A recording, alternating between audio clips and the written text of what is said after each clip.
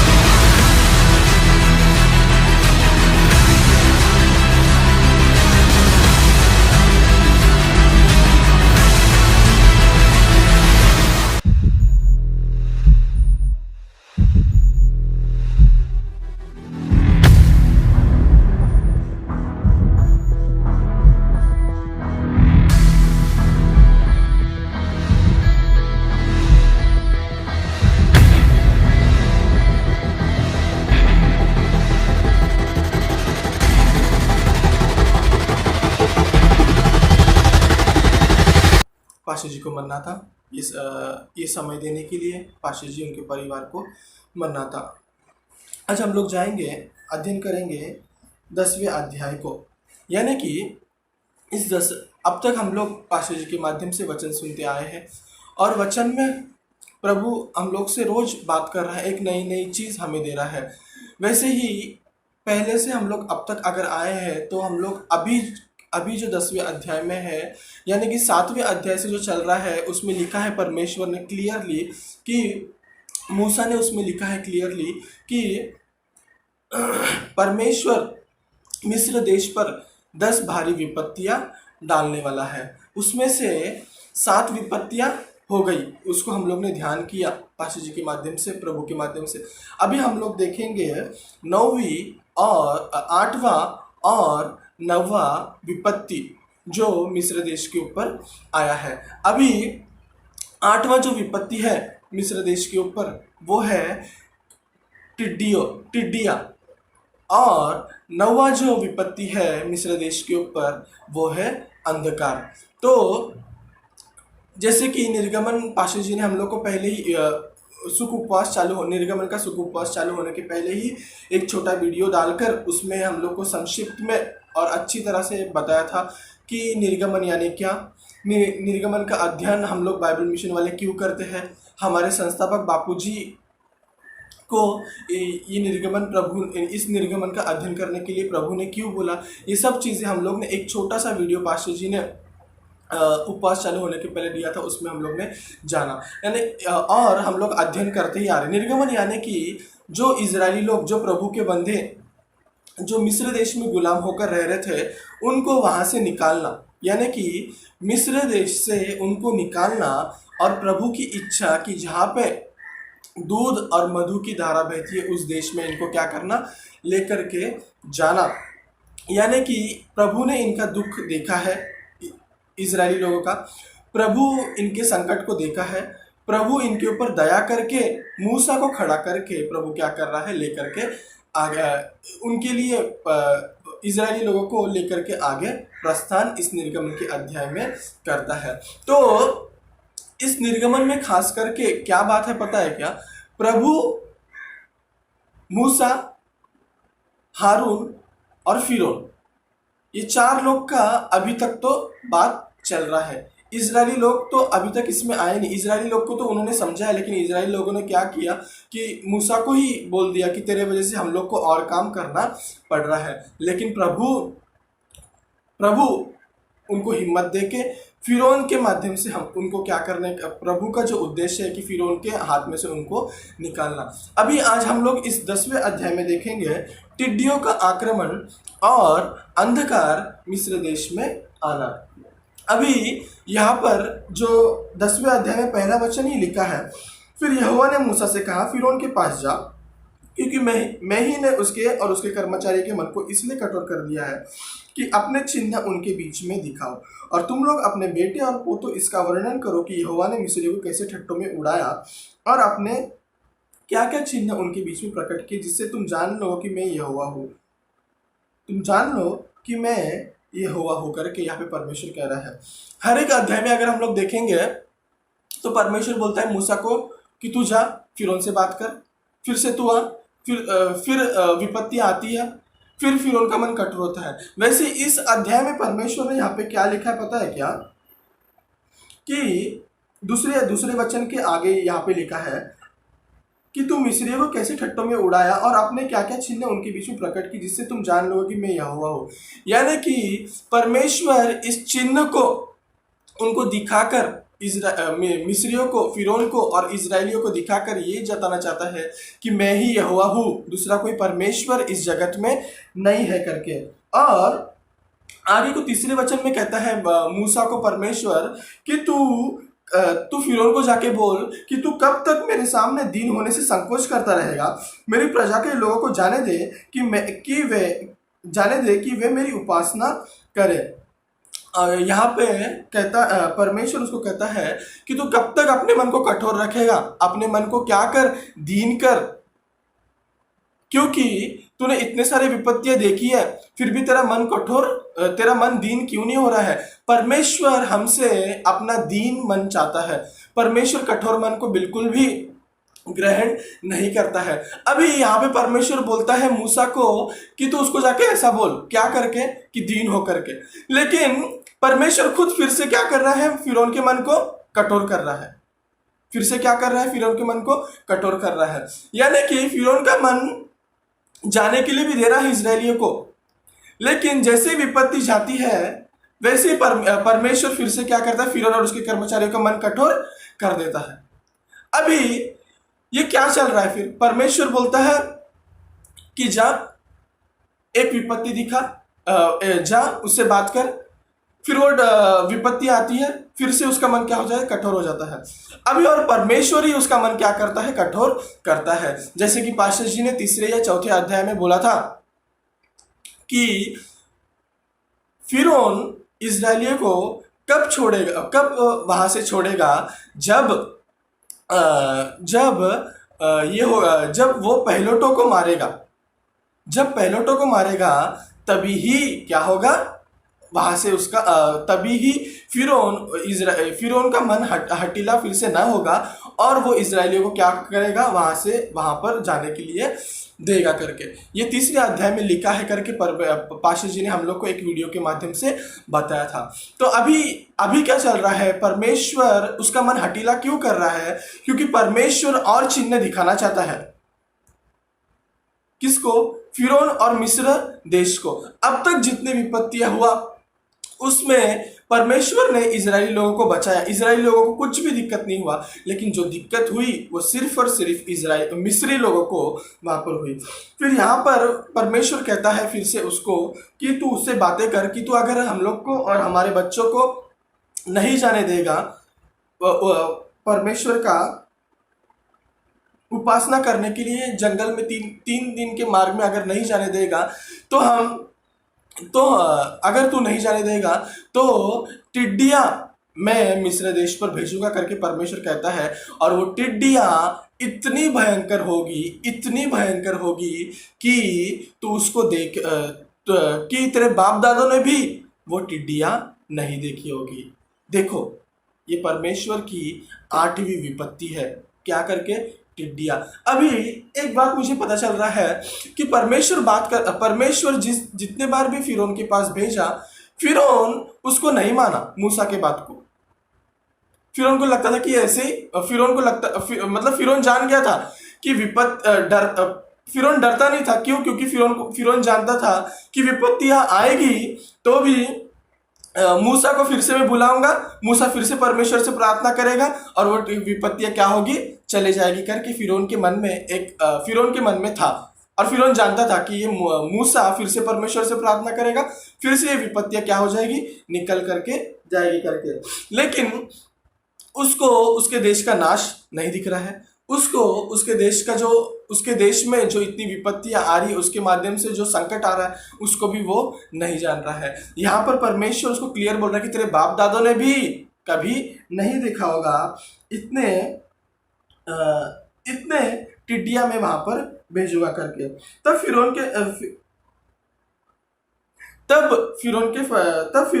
7वें वचन में लिखा है, तब फिरौन के कर्मचारी उससे कहने लगे, वह जन कब तक हमारे लिए फंदा बने रहेंगे? हम उन मनुष्य को जाने दे कि वो अपने परमेश्वर यहोवा की उपासना करे। क्या तू अब तक नहीं जानता कि सारा मिस्र नष्ट हो रहा है? उसके कर्मचारी अभी फिरौन को बोल रहे हैं, वो बंदा कब तक हमारे लिए फंदा बन के रहेगा? फंदा यानी हमारे जान के ऊपर बैठा रहेगा।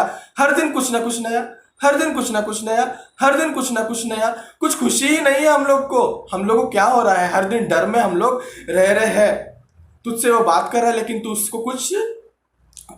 उसकी जो कहना है वो तू नहीं मान रहा है। कब तक तू ये करता रहेगा? जाने दे उस मनुष्य को करके फिरौन के कर्मचारी फिरौन को कह रहे हैं। उसके बाद में फिरौन के पास में हारून और मूसा बुलवाए गए। बुलवाने के बाद में फिरौन बोलता है, चले जाओ अपने परमेश्वर यहोवा की उपासना करो।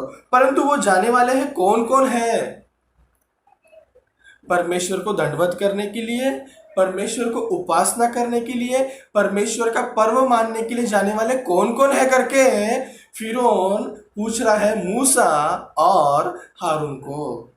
अभी मूसा ने कहा, हम तो बेटों बेटियों, भेड़ बकरियों, गाय बैलों समेत वरन बच्चों से बूढ़ों तक सब के सब जाएंगे। क्या बोल रहा है?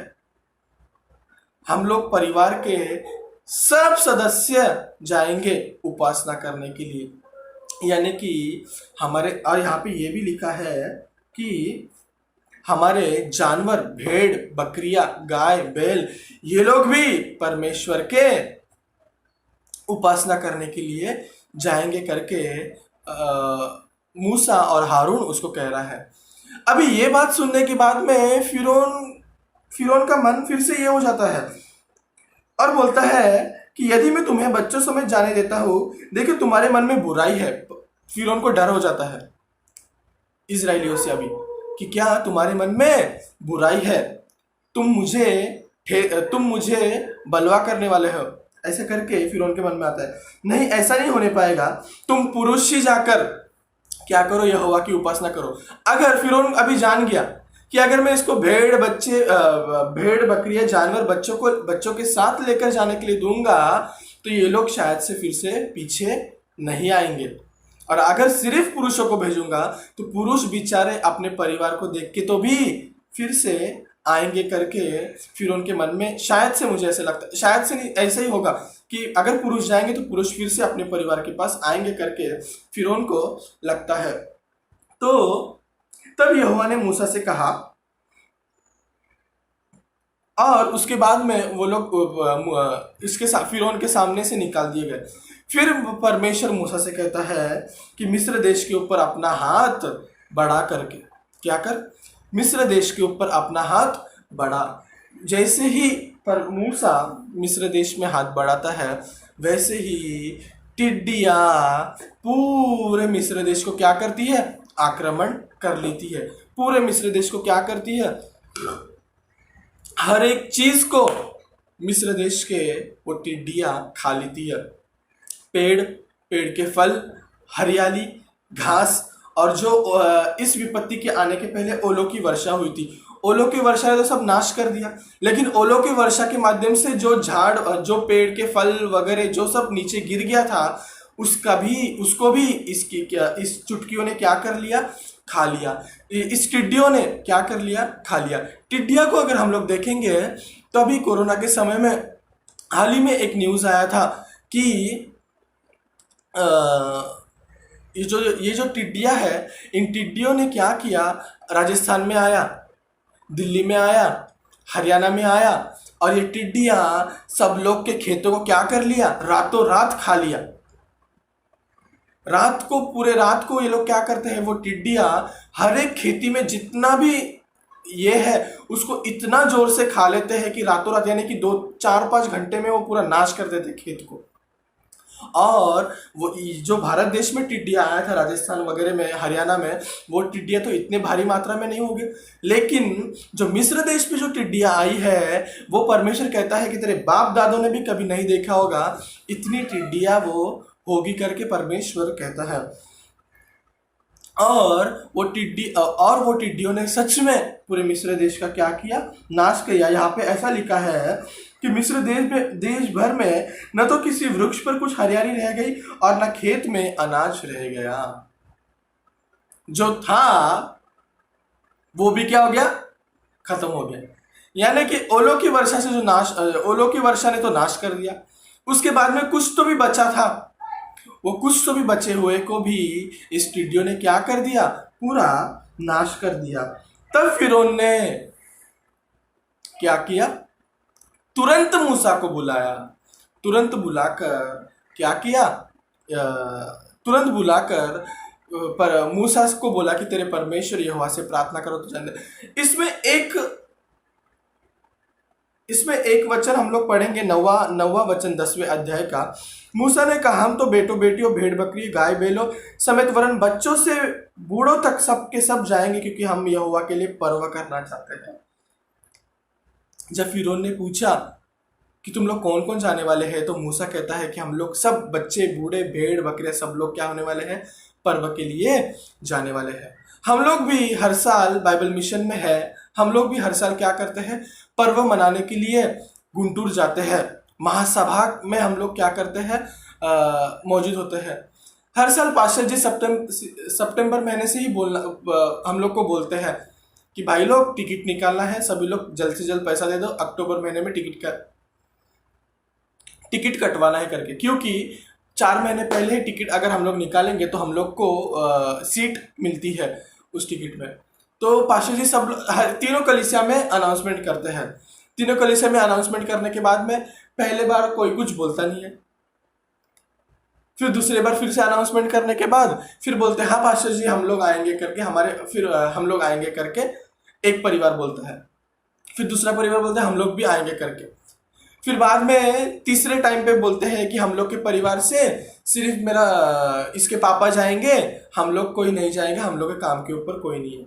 फिर दूसरे यहाँ से बोलता है कि आज हमारे घर इस साल हमारे परिवार से सिर्फ हमारा बेटा जाएगा, हम लोग अगले साल जाएंगे। फिर दूसरा कोई बोलता है इस साल हमारे परिवार से मेरी माँ जाएगी, हम लोग अगले साल जाएंगे करके। और फिर दूसरे और कोई कोई लोग तो ऐसे है बोलते हैं कि हम लोग ये साल नहीं आएंगे, हम लोग अगले साल आएंगे।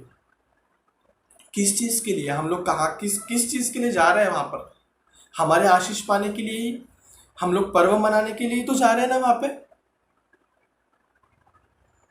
लेकिन यहाँ पे मूसा क्या कर रहा है, हम लोग बच्चों समेत सब लोग जाएंगे और जानवर भी क्या करेंगे, वहां पर जाएंगे। हालांकि यहाँ तो जानवर लेके जाने का तो ये उद्देश्य है कि यहाँ पे बलि, उस जमाने में बलि चढ़ाना पड़ता था, लेकिन अभी हम लोग को जो बलि देनी है परमेश्वर को, वो क्या किसकी बलि देनी है, अपने घुटने की। और यहाँ पे लिखा है जब फिरौन बोलता मूसा फिरौन परमेश्वर मूसा को बोलता है फिरौन को कि तू दीन कब होगा करके, तो परमेश्वर हम लोग से जो चाहता है वो दीनता और अपने घुटने की बलि चाहता है, पशु की बलि नहीं चाहता। तो हम लोग हमारे परिवार हम लोग भी हमारा पूरा परिवार क्या होना चाहिए, गुंटूर के महासभा में परमेश्वर का पर्व मानने के लिए जाना है। ऐसा नहीं बोलना चाहिए कि हम लोग के परिवार से आज इसके पापा जाए, ये साल इसके पापा जाएंगे और बच्ची जाएगी, मैं तो नहीं जाऊंगी करके। अरे काम तो सब लोग को है, लेकिन परमेश्वर का पर्व तो साल में एक बार आता है। साल भर तो हम लोग ने काम किया, लेकिन साल में एक बार तो भी परमेश्वर को मुख दिखाने के लिए जाना चाहिए। अगर हम लोग को गाँव में जाने की बारी आएगी तो बिंदास बदली देकर पूरा परिवार क्या करता है, गाँव चले जाता है। वो लोग के लिए वो पर्व मानते हैं, लेकिन परमेश्वर का पर्व जो वो अपने बच्चों को भी देखना चाहता है, वो पर्व के लिए हम लोग क्या करते हैं, ठुकरा देते हैं। ऐसे नहीं करते हुए ये हम लोग को मूसा यहाँ पे एक सीख सिखा रहा है कि हम लोग जो गुंटूर सभा में जाते हैं अकेला, ये सिर्फ बीवी, ये सिर्फ बच्चे नहीं जाना कि, लेकिन पूरा परिवार, बच्चों समेत पूरा परिवार हम लोगों को क्या करना है, पर्व में जाना है। वैसे ही टिड्डियाँ यहाँ पर क्या करती है, आक्रमण करके पूरा मिस्र देश को क्या करती है, नाश करती है। और यहाँ पे एक बात लिखा है हर समय में कि मिस्रियों को इस विपत्ति से नाश हुआ, लेकिन इजरायलियों का बिल्कुल भी नाश नहीं हुआ। और फिर मूसा ने प्रार्थना किया टिड्डियाँ जाने के लिए, और इतनी तेज हवा आई कि वो टिड्डियाँ, एक भी टिड्डी वहाँ पे नहीं, टिड्डियाँ नहीं रही, लेकिन वो जाके समुद्र में क्या हो गई, गिर गई। प्रचंड बहाकर टिड्डियों को उड़ाकर लाल समुद्र में डाल दिया। यानी कि वो टिड्डियों को निकाल कर परमेश्वर ने क्या कर दिया, लाल समुद्र में डाल दिया।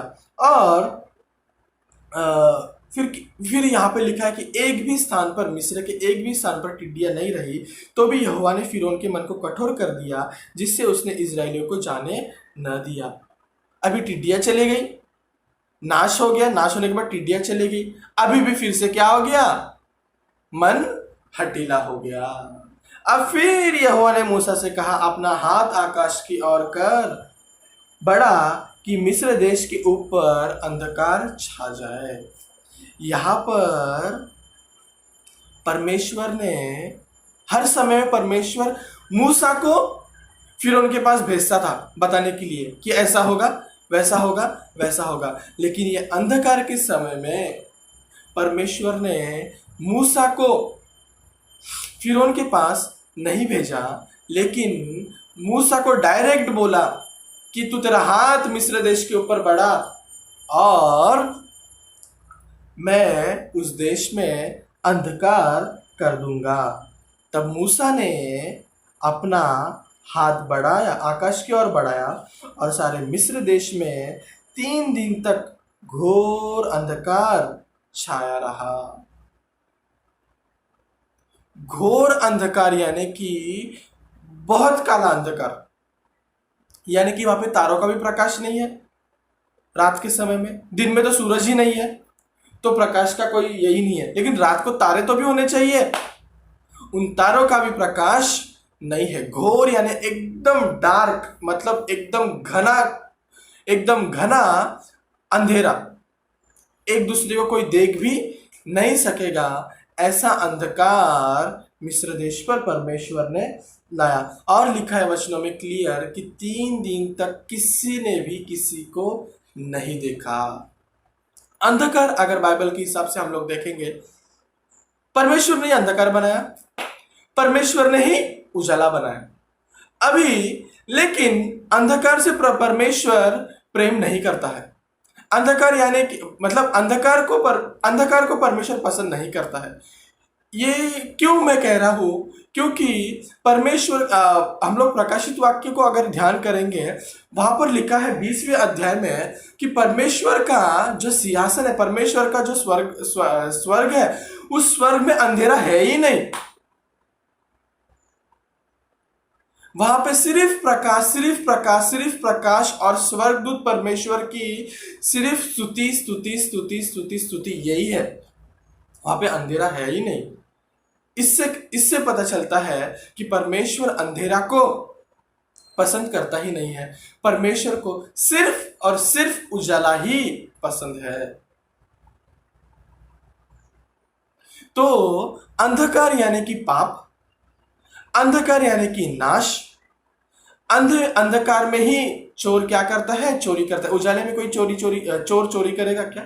बिल्कुल भी नहीं। अंधकार यानी कि धोखा, अंधकार यानी कि कुछ भी नहीं।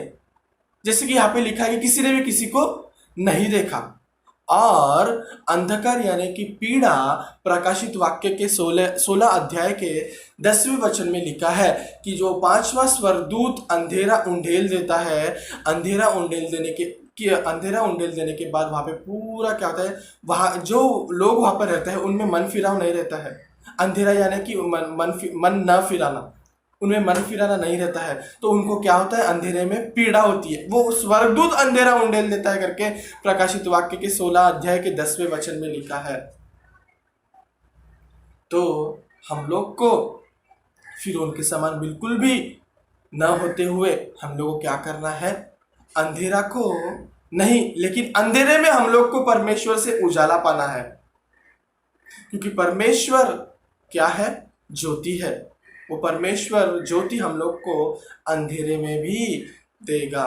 वो उजाला, जैसे कि भजन संहिता में लिखा है, वो उजाला परमेश्वर हमारे चरणों को देगा। यानी कि हमारे मार्ग के लिए उजाला परमेश्वर देने वाला है। भजन संहिता में परमेश्वर ने लिखा है। तो हम लोग को ये घोर अंधकार से पूरा मिस्र देश 3 दिन 3 रात तक किसी को भी नहीं देख पाया। फिर फिरौन ने क्या किया? मूसा को बुलाया और मूसा को बोला कि, तब फिरौन ने मूसा को बुलवाकर कहा, तुम लोग जाओ, यहोवा की उपासना करो, अपने बालकों को भी संग ले जाओ, केवल अपनी भेड़ बकरी और गाय बैल को भी छोड़ो। अभी भी फिरौन के मन में क्या है? क्लेश है, डर है। अभी भी बोलता है फिरौन मूसा को कि तुम्हारे बच्चों को लेके जाओ, लेकिन तुम्हारे जानवरों को नहीं लेके जाओ। मतलब फिरौन को लग रहा है कि ये लोग जाकर उपासना करके जानवर को देख के तो भी फिर से आए करके। लेकिन मूसा सीधा बोलता है, नहीं, हम लोग को गाय बैल भेड़ बकरियों को लेकर जाना ही पड़ेगा, क्योंकि हम लोग को वहां पर बलि देना है करके। किसका? उन जानवरों का बलि देना है करके। तो पर यहोवा ने फिरौन का मन हठीला कर दिया, जिससे उसने उन्हें जाने न दिया। तब फिरौन ने उससे कहा, अभी भी फिरौन जाने नहीं दे रहा है। सीधा बोल रहा है फिरौन कि नहीं जानेगा करके, और हठीला हो गया। फिर से क्या हो गया? 3 दिन अंधकार हो गया। पूरा अंधकार यानी कि पूरा घोर अंधकार आया, पूरा नाश हो गया, हर एक चीज हो गया। फिर भी क्या बोल रहा है फिरौन? फिरौन का मन फिर भी अभी क्या हो गया? हठीला हो गया। हठीला होने के बाद में तब फिरौन ने उससे कहा, मेरे सामने से चला जा। एकदम फिरौन को बहुत गुस्सा आया। गुस्सा आने के बाद बोलता कि चला जा और सचेत रह, मुझे अपना मुख फिर ना दिखाना। सचेत रह यानी कि सावधान, फिर से तुम मुझे तेरा मुख नहीं दिखाना, क्योंकि जिस दिन तूने मुझे मुख दिखाया उसी दिन तू मार डाला जाएगा। मूसा ने कहा, तूने ठीक कहा है, मैं तेरे मुंह को फिर कभी ना देखूंगा करके। अभी इस 9वें विपत्ति में अंधकार जब आया तब उसका मन भी फिर से कठोर हो गया। कठोर होने के बाद उसने क्या बोला कि नहीं जाने दूंगा मैं, निकल जा यहां से और सचेत रहे, सावधान, फिर मेरे पास कभी तू नहीं आना करके, तेरा मुख भी मुझे नहीं दिखाना करके। फिर कहता है, मूसा भी उसको बोलता है, तूने ठीक ही कहा, मैं तेरे मुंह को फिर कभी भी नहीं देखूंगा करके। ये अंधकार जो विपत्ति है वो जब आया, अंधकार के बाद का ये समय है। आज देखो शुक्रवार की सभा भी है। जब यीशु मसीह तीसरे पहर में जब उसने प्राण छोड़ दिया तब अंधकार पूरे पृथ्वी पर छा गया। दोपहर की 3 बजे धूप होना चाहिए। अगर 6 बजे भी धूप होगा तो हम लोग 6 बजे भी अगर अंधकार होगा तो हम लोग मान लेंगे कि हाँ ठंडी का समय है, ठंडी में जल्दी अंधेरा हो जाता है करके। लेकिन जब यीशु मसीह क्रूस पर हमारे पापों के लिए जब उसने सातवीं बात बोलकर अपना प्राण त्याग दिया, तभी क्या हो गया, अंधकार पूरे पृथ्वी पर छा गया। यानी कि क्या हो गया, पाप हो गया, गलत हो गया। और यीशु मसीह क्या हो गया, मर गया। यानी कि हमारे लिए यीशु मसीह क्या हो गया, मर गया। तो क्या हो गया, उस समय में सूरज ने भी अपना मुंह ढक दिया। सूरज अपने आप अंधेरा उस समय में लाया, परमेश्वर ने ही वो अंधेरा लाया। क्योंकि इस समय में भी परमेश्वर ने सूरज को क्या हुआ, सूरज को उगने नहीं दिया। उस समय में सूरज भी अपना मुंह ढककर क्या कर दिया, यीशु मसीह के मरण को उसने क्या किया, अंधेरे में दर्शाया और मंदिर का पर्दा फट गया। अंधेरा यानी कि सच में अच्छी बात नहीं है। यीशु मसीह मरना, क्रूस के ऊपर मरना अच्छी बात है क्या? नहीं, वो अच्छी बात नहीं है। इसलिए क्या हो गया, अंधेरा हो गया उस पूरे उस जगह पर, पृथ्वी पर। और उसके बाद में जब यीशु मसीह जी उठा तो स्वर्गदूत का प्रकाश उस गुफे की ओर, प्रकाश एकदम उजाला आकर मरियम और उनसे बात करता है। और मरियम उस उजाले को देख के डर जाती है। लेकिन स्वर्गदूत बोलता है, मत डर, यीशु मसीह जो मरा था वो जी उठा है। यीशु मसीह का जी उठना ही हमारे लिए क्या है, उजाला है। और यीशु मसीह का मरना अंधेरा है। लेकिन हम लोग को यीशु मसीह जीवित उजाला दे रहा है। तो हम लोग को पाप कर कर अंधेरे में नहीं जाते हुए हम लोग को यीशु मसीह का उजाला को क्या करना है, ग्रहण करना है। और सच में यहाँ पर जो लिखा है मूसा के बारे, मूसा ने कि ठीक कहा तूने कि मैं तुझे फिर कभी नहीं देखूंगा करके। और सच में इस विपत्ति के बाद में मूसा फिरौन के सामने बिल्कुल भी नहीं आया। अरे 9वीं विपत्ति में भी परमेश्वर ने उसको जाने नहीं दिया, बोलते सीधा हाथ उठा और अंधकार उस जगत में होने दे करके। तो हम लोग को ये सीख मिलती है इस अध्याय से कि मतलब इतने अब तक विपत्तियों से यह सीख मिलती है कि परमेश्वर ये विपत्तियां उस देश में क्यों देना, क्योंकि वो चिन्ह को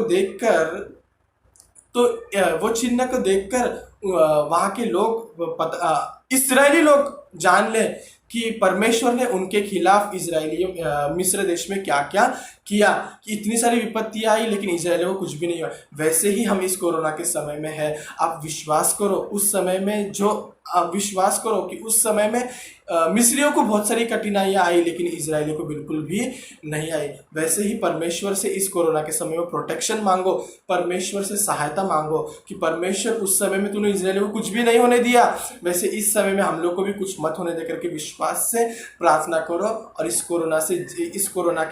कोरोना के दिनों में हम लोग सुरक्षित रहकर, दूर रहकर इस कोरोना वायरस से बचो, पाप में बिल्कुल भी मत गिरो। जैसे फिर उनका मन हटीला हो वैसे हमारा मन भी हटीला मत होने दो, लेकिन हर एक पाप से हमारा मन क्या कर दो, बाहर निकाल दो और परमेश्वर से माफ़ी मांगकर। ये जो समय है ना, अभी का कोरोना वायरस का समय है ना, महारोग का समय, हम लोग को परमेश्वर से माफ़ी मांगने का समय है।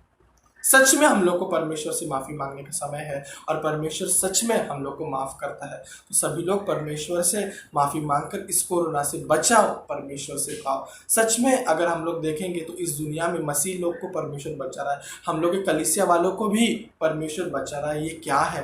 परमेश्वर का प्रोटेक्शन है। परमेश्वर का स्वर्गदूत, परमेश्वर का बाड़ा हमारे साइड में है, इसलिए हम लोग बचे हैं। सभी लोग अच्छे सा तो इस वचन को प्रभु आशीष करे, प्रभु के नाम से मांगते हैं, आमीन। पाशा जी को मरना था, सभी को मरना था। छोटी सी प्रार्थना करेंगे। पिता परमेश्वर, इस वचन के द्वारा प्रभु जी तो बात करने के लिए तेरा बहुत बहुत धन्यवाद प्रभु जी। इस वचन के भेद तू हमारे जीवन में रखे, इसलिए आपको धन्यवाद। छोटी सी प्रार्थना उससे बात करने प्रभु यीशु मसीह के महान नाम से मांगा, सुनो और कबूल कर, आमीन। पाशा जी को मरना था, सब पूरी कलीसिया वालों को मरना था।